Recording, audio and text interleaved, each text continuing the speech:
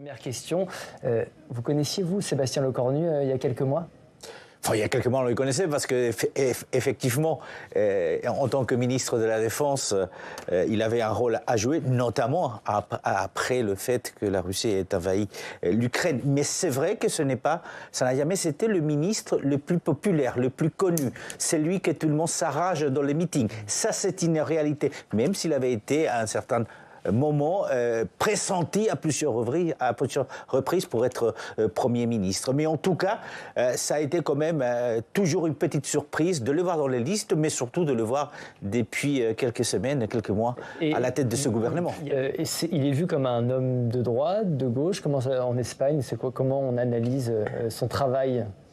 Alors, c'est vrai que, en Espagne, il n'est pas spécialement connu. Il a fallu expliquer... Vous me dites tous qu'en fait, qu'il n'est pas connu. Personne ne sait qui est le Premier ministre de la France aujourd'hui à l'étranger. Oui, mais il était ministre de la Défense, mais en même temps, il était assez effacé médiatiquement parlant.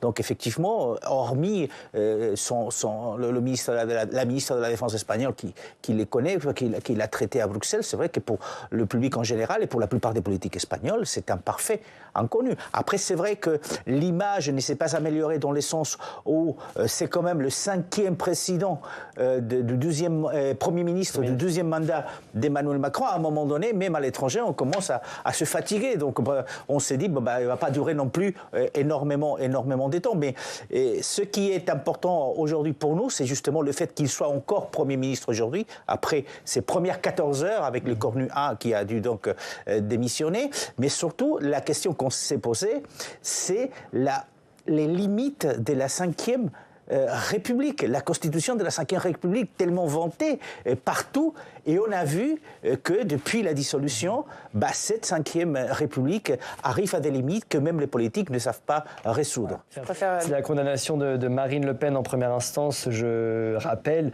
sa peine, 4 ans de prison, dont 2 avec sursis, 100 000 € d'amende, 5 ans d'inéligibilité avec exécution provisoire. Son procès en appel aura lieu en début d'année prochaine. Comment cette condamnation, cette affaire a été perçue à l'étranger, peut-être, je ne sais pas, en Espagne, comment on a traité cette condamnation d'une des favorites à l'élection présidentielle de 2027 ? On a suivi les différents devoirs avec la justice de Marine Le Pen. Depuis le temps, on savait que cette condamnation lui pendait au nez.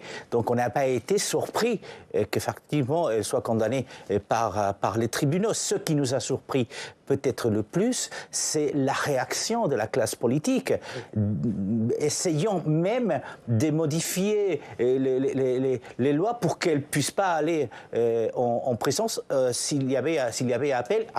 Il va y avoir.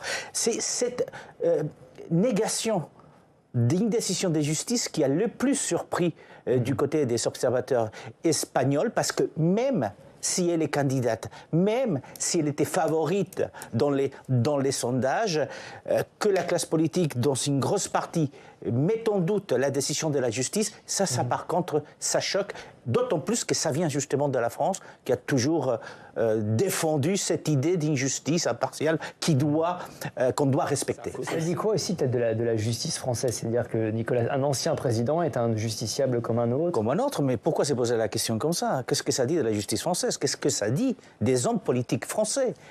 Qu'est-ce que ça dit d'un président qui est condamné ? Et il est multirécidiviste dans votre reportage avec quelqu'un qui le rappelait. C'est quelqu'un qui effectivement est entré en prison. Donc effectivement, du côté espagnol, ce qui a surpris encore une fois, c'est cette critique systématique de la justice. Mais en même temps, on n'est pas surpris.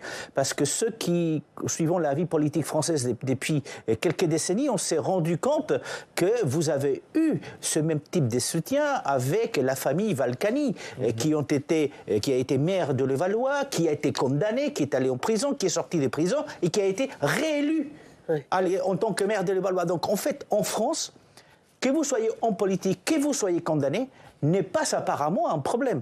En Espagne, vous êtes condamné. Déjà, les partis politiques ne vous proposent pas d'aller dans leur liste, que ce soit au Parlement, que ce soit au Sénat, que ce soit aux différentes mairies. Donc ça nous choque, et que ça vient effectivement d'un président un ex-président de la République encore plus. Et puis j'avais ce sondage que je voulais vous montrer, ce sondage de nos amis de l'IFOP sur le regard des Français sur l'élection présidentielle. 89% estiment que l'élection présidentielle est trop centrée sur les personnes et pas assez sur les idées. Vous êtes d'accord avec les Français, j'imagine? Oui, mais c'est la Constitution de 58. Hein. C'est comme ça, c'est le système que vous avez choisi. C'est vrai que du côté espagnol, on est plutôt comme le système italien, c'est-à-dire ce n'est pas la personnalisation, ce n'est pas l'incarnation de la République dans un homme. Non, c'est un système de partis. Donc, mais j'imagine qu'il y a aussi des ambitions politiques. Bien sûr. J'adore l'Espagne, mais pas autant. J'imagine qu'il y a aussi... Parce que chaque parti, à la tête de chaque parti, vous avez un secrétaire général ou un président qui est le candidat naturel.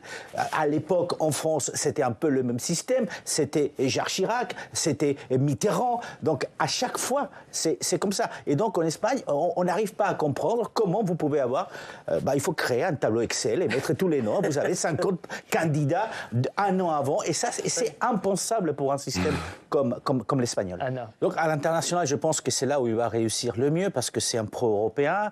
On a tous en tête les discours à la Sorbonne 1 et les discours à la Sorbonne 2, même si après, ses réussites ont été limitées. On pensait qu'il allait faire beaucoup plus. En politique intérieure, je pense que son bilan ne sera pas très, très flatteur. J'ai en tête notamment deux messieurs quand il est arrivé en 2017. Il voulait finir avec l'extrême droite. Il va laisser l'extrême droite pratiquement au pouvoir, sinon au pouvoir, quand il va partir après 2 mandats. Il voulait finir avec la pauvreté, mais la pauvreté en France, pendant ses mandats, a augmenté.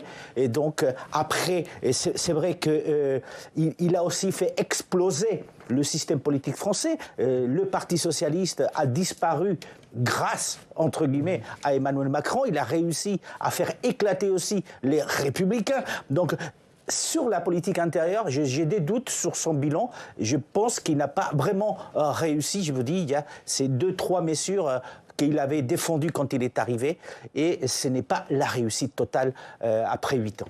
Alors, 2025, année pré-électorale, c'est ce qu'on disait, mais 2025, c'était aussi ça, le spectaculaire braquage des joyaux de la couronne au Louvre, ces voleurs masqués qui ont réussi en moins de 8 minutes à subtiliser des bijoux estimés à 88 millions d'euros. Ils ont pris la fuite en scooter dans la foulée. Comment cette affaire a été couverte en Espagne? On a suivi de très près ce qui s'est passé. Mais je pense que tout le monde a suivi de très près parce que ça a été les stupéfactions. Ça, c'est la première des choses. Quand on a connu les détails de ce braquage, on s'est dit, mais comment c'est possible? Comment ça peut arriver au l'un des musées les plus grands au monde, le Louvre? Mais en même temps, ça a quand même... on a tiré un enseignement et les musées espagnols, les grands musées, que ce soit le Prado, le Reina Sofía, ont commencé effectivement à revoir leur système de sécurité. Après le braquage? Oui, parce qu'on s'est rendu compte qu'effectivement, on est peut-être au niveau de la sécurité faible, parce qu'on pense que déjà, la sécurité, c'est très cher, on le voit avec le Louvre, mais on pense que personne ne va s'attaquer à ces grands musées parce qu'entre guillemets, ils sont protégés, etc. Et on s'est rendu compte que non, que les systèmes de sécurité, il faut les revoir de façon périodique, qu'il faut changer il faut mettre des caméras, qu'il faut avoir peut-être plus des polices, comme le cas français, avec créer un commissariat qui ne soit pas très loin, qui soit même intégré au musée. Et donc, l'enseignement, c'est ça, c'est que les autres musées au monde, les autres grandes villes européennes, donc, ont tiré un enseignement, c'est on ne laisse pas passer la sécurité dans les grands musées parce qu'effectivement, on peut se faire braquer. Mais c'est intéressant ce que vous dites. C'est arrivé du côté de... C'est-à-dire que cette fin d'année oblige. Je vous ai demandé à tous les cadres de faire un top flop sur les événements qui ont marqué l'année 2025 en France. Quel événement a marqué en bien ou en mal cette année 2025? On commence avec vous? Le top de la semaine? Enfin, pas de la semaine, d'ailleurs, de l'année, du coup. L'année 2025. Le top de l'année, c'est quelque chose dont on a très peu parlé. Et justement, parce qu'on a très peu parlé, c'est les post-Jeux Olympiques. On a oublié que les Jeux Olympiques à Paris n'ont pas été déficitaires, ce qui est extrêmement rare dans le monde de l'organisation des Jeux Olympiques. Que les infrastructures ont été donc réutilisées, et que ça a été une vraie fête populaire. Et justement, en regardant les Jeux Olympiques de ces dernières décennies, on se rend compte que les Jeux à Paris ont été une réussite. Et donc, comment gérer tout ça? Je pense que Paris a été capable de le gérer. Et donc, pour moi, ça a été vraiment le top de cette année. Et le flop, à présent? Alors, le flop, c'est Emmanuel Macron, parce que la situation de la France aujourd'hui c'est le seul responsable. C'est la dissolution ratée dès 2024 parce que la crise économique que la France vit avec une dette innombrable, bah c'est lui le responsable pendant son mandat. Donc effectivement, si la France aujourd'hui est en crise, elle le dit haut et fort, c'est lui le responsable. Cette affaire, Brigitte Macron, ça a aussi été suivi, j'imagine, dans vos pays respectifs? Oui, ça a été suivi, d'autant plus qu'avant cette affaire et cette déclaration un peu en porte-pièce comme ça, même s'il y avait une caméra, la Première Dame est toujours Première Dame, donc elle doit faire toujours attention.